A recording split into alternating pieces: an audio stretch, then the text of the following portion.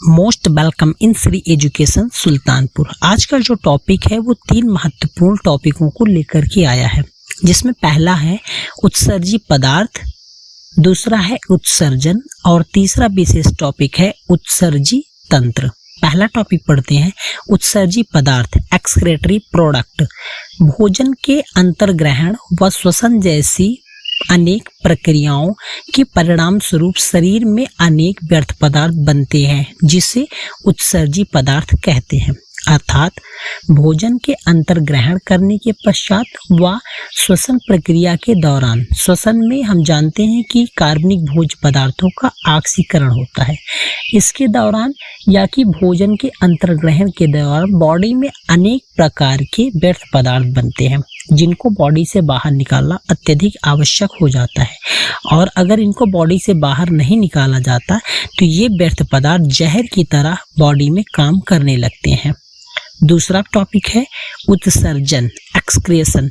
शरीर में उपापचय की क्रिया द्वारा अपशिष्ट पदार्थों को शरीर से बाहर निकालने की प्रक्रिया को ही उत्सर्जन कहते हैं। अर्थात शरीर में अनेक प्रकार की उपापचय प्रक्रियाएं होती रहती हैं, जैसे कि श्वसन हो गया, पाचन हो गया, अनेक प्रकार की प्रक्रियाएं होती रहती हैं और इन प्रक्रियाओं के परिणाम स्वरूप अनेक प्रकार के अपशिष्ट पदार्थ अर्थात व्यर्थ पदार्थ या उत्सर्जी पदार्थ बनते रहते हैं और इन पदार्थों को बॉडी से बाहर निकालना आवश्यक हो जाता है और इन्हीं पदार्थों को बॉडी से बाहर निकालने की प्रक्रिया को ही उत्सर्जन कहते हैं।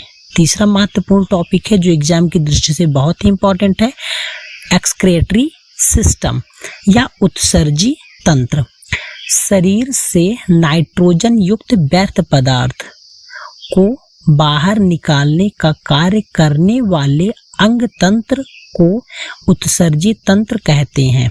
अर्थात कोई भी जीवधारी हो, चाहे से छोटा जीवधारी हो या बड़ा से बड़ा जीवधारी हो, चाहे छोटा छोटा जंतु अमीबा हो या बड़ा से बड़ा हाथी हो, छोटा छोटा पादप युगलिना हो या बड़ा से बड़ा बरगद का वृक्ष हो, सभी जीवधारियों में नाइट्रोजन युक्त व्यर्थ पदार्थों को या कोई भी व्यर्थ पदार्थ उनके बॉडी में है, उस व्यर्थ पदार्थ को बाहर निकालने के लिए उनमें कोई विशेष प्रकार का अंग होता है या कि विशेष प्रकार के अंग तंत्र पाए जाते हैं। और अगर उसमें विशेष प्रकार के अंग होते हैं तो उस अंग को उत्सर्जी अंग कहेंगे और अगर विशेष प्रकार के अंग तंत्र होते हैं तो उसे उत्सर्जी अंग तंत्र के नाम से जाना जाता है।